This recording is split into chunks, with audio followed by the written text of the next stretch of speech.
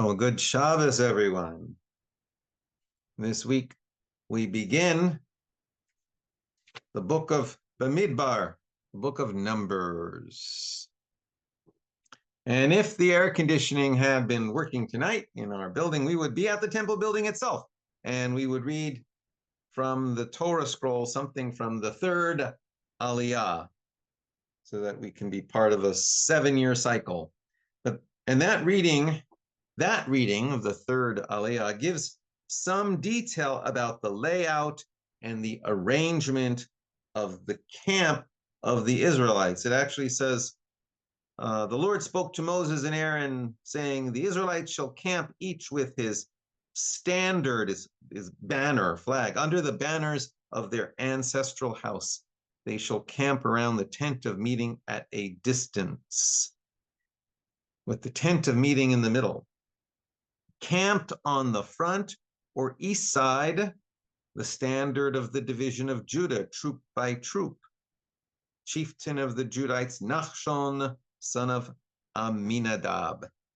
Nachshon, son of Aminadab. Why he always goes first in so many of these listings. It said that he is the one who jumped into the water first when the sea was to split, that it was necessary for the people to enter the sea first and for some to get up above their nose where they couldn't breathe. And Nachshon ben Aminadab is in Midrash said to have been the first. Now, this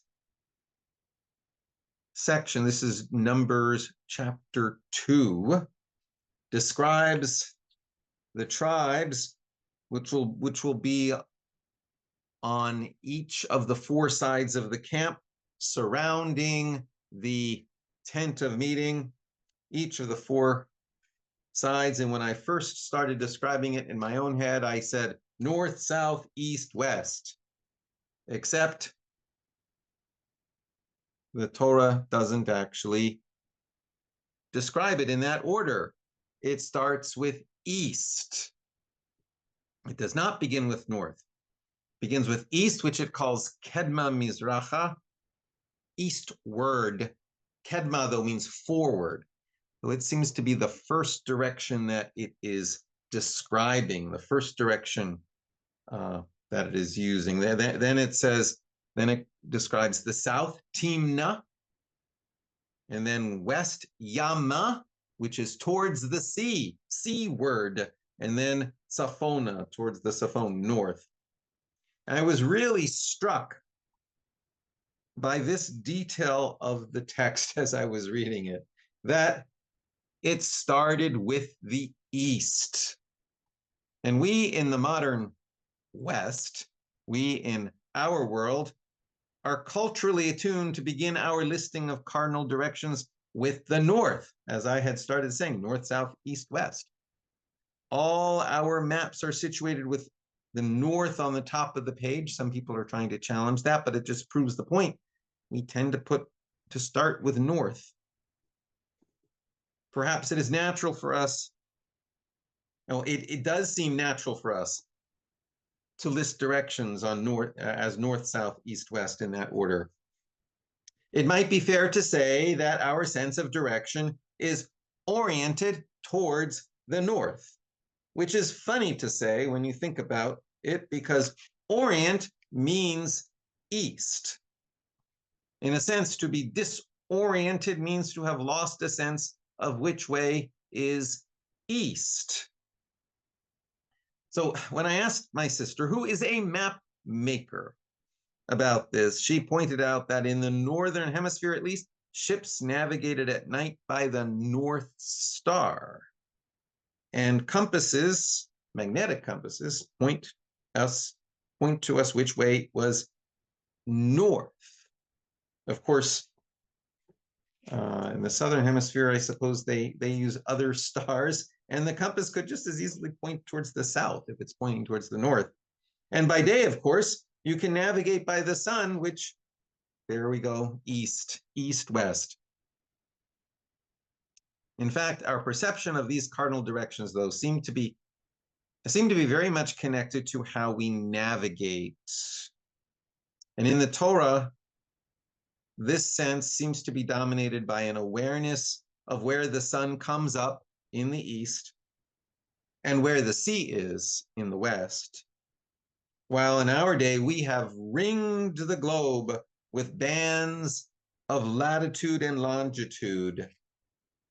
In all cases, though, our perception of these directions seems highly culturally dependent, even to the point of how and why we in the West end up locating the line of zero longitude at a central observatory in what was, for a moment in history, the greatest sea power in the world. And we still sometimes speak of Greenwich Mean Time. And we have established an international dateline exactly opposite the Greenwich line. So we can say where on the globe a day originates. It's all very much culturally determined, but it ends up making a difference in our perceptions, our experience, and our actions. Because the question at hand is, how are we oriented? What guides us? Where is our North Star? From the standpoint of Jewish tradition, well, first of all, I noticed that in this reading, the tribes were all situated around the tent of meeting. And also in the tent of meeting is the ark with the tablets. And we are now 2 days before Shavuot. So how are we oriented, at least when there's no immediate tent of meeting? How are we oriented?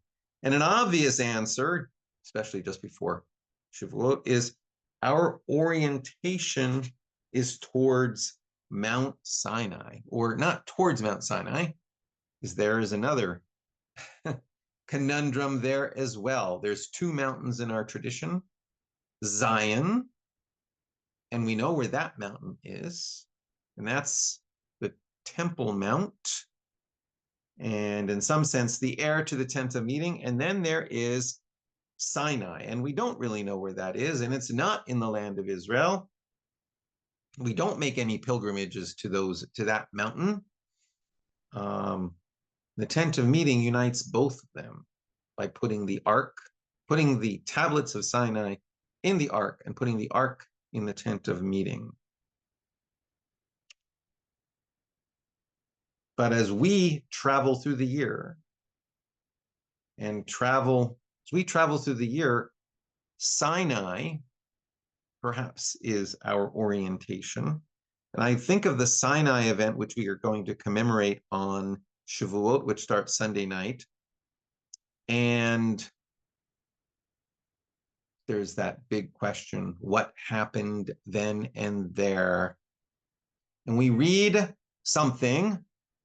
The first thing we read, presumably the first thing the people heard in the description as given in the Torah, is something that we call the 10 Commandments, except that we don't call them the 10 Commandments. In Hebrew, they're the Aseret HaDibrot. Aseret HaDibrot, the 10, well, there's Dibrot, the 10 words, the 10 statements, the 10 things that were spoken. Medaber is to speak. Dibrot, things that were spoken. That's why they can be called words. But the 10 things that were spoken. And the Torah itself uses the word Devarim, words. And never are the 10 commandments in Hebrew called the 10 commandments. It's not Aseret HaMitzvot. And in fact, there are more than 10 commandments, it seems, in the 10 commandments. And the rabbis acknowledge 613 commandments. The Talmud speaks of these 10 commandments, or the Aseret HaDibrot, having been included in our daily prayers, except that they were removed when some type of sect or group of sectarians developed, which said that the 10 commandments were the only commandments. It's not entirely clear what that group was. Some people have suspicions or surmise things, but it's not clear in the Talmud. But I've wondered, to what extent is our perception of these Aseret HaDibrot, these 10 commandments, to what extent is our perception of them affected by the fact that we live in a largely Christian English-speaking country, and so we've inherited from outside of us this view of what these 10 commandments are. In fact, I've wondered recently, to what extent is our view of Tanakh, our view of the entire Jewish Bible itself, affected by the cultural lens that we live in the society that we live in, an English-speaking society which calls the Hebrew Bible the Old Testament and interprets it in its own particular ways.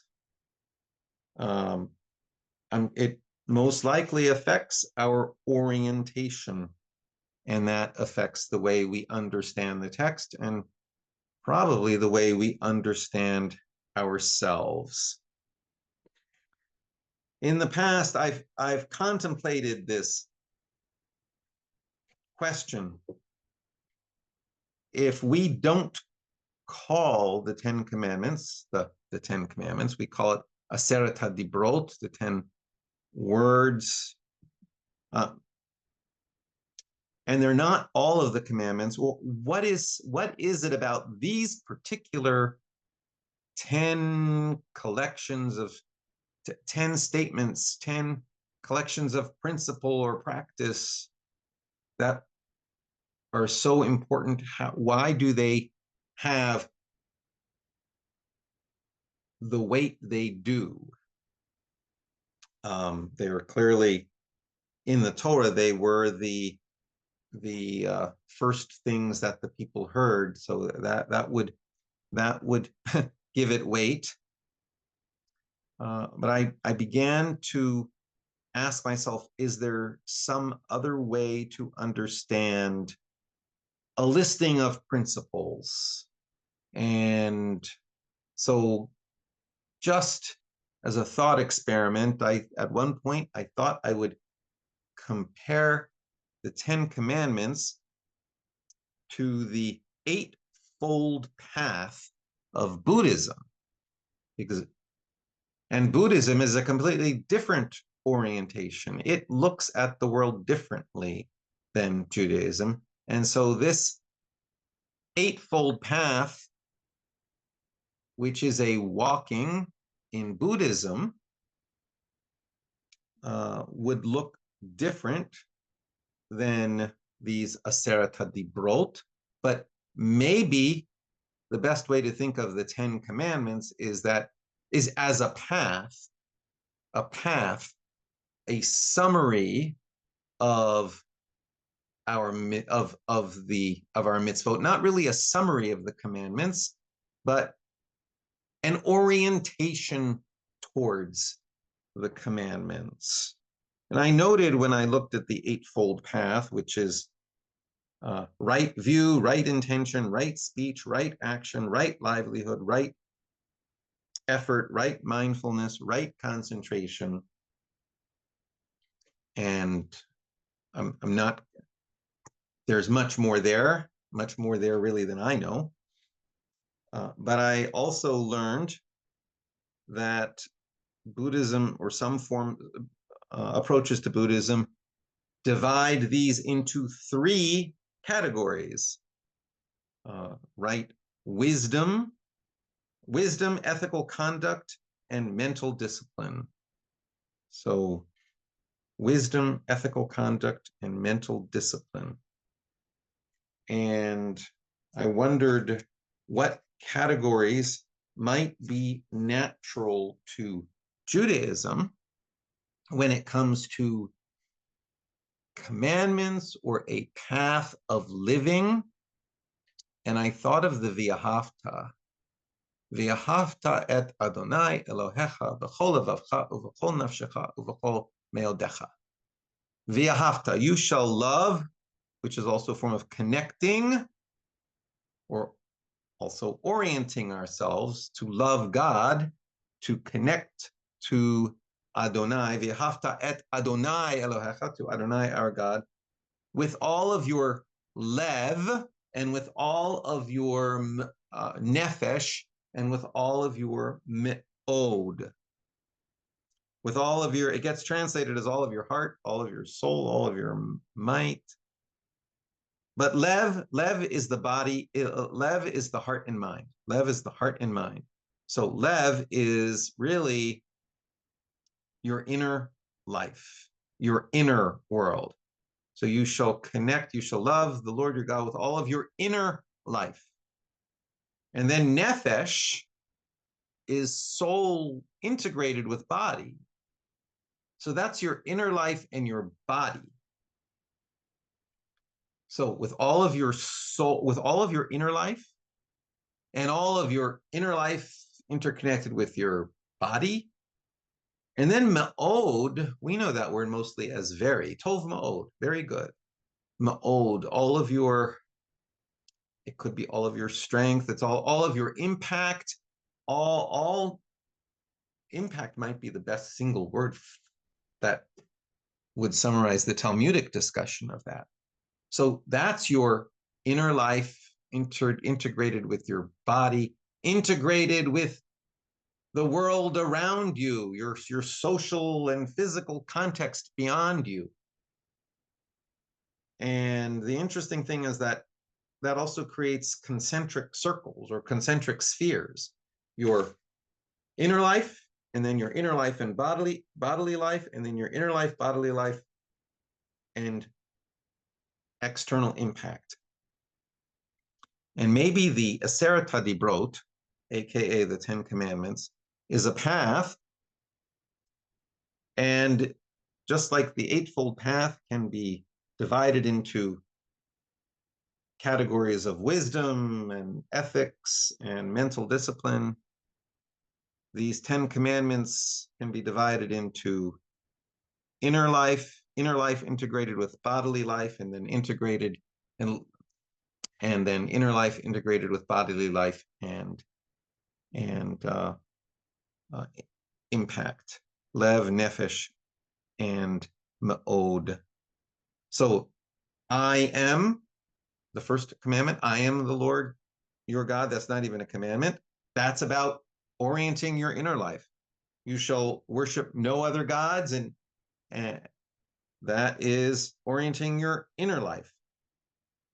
No oaths in vain. Well, that involves speech, actually. That's a combination of inner life and action, but it also has to do with your impact. So maybe that's ma'od. Remember the Sabbath. That's your inner life and outer life. So that's nefesh. And then honoring parents and these others, not to murder, not to commit adultery, no stealing, no false witness. These are all about how we impact the world around us. And then the last one, not to covet. That is a very unusual commandment in our tradition because it is so much emphasis, so much focused on inner desire. You shall not covet. That is about your inner life, lev. But as we move towards Shavuot, I ask us to think about how we are oriented on our path through the world, how we are oriented on our path through life, and what is it that comes down to us from Sinai, whether Sinai is in the past or whether Sinai is in the ongoing present, and how Sinai perhaps is our, or serves us as a North Star or a rising sun in the east. How Sinai is the focus of our orientation. Shabbat Shalom and Chag Sameach in a few days.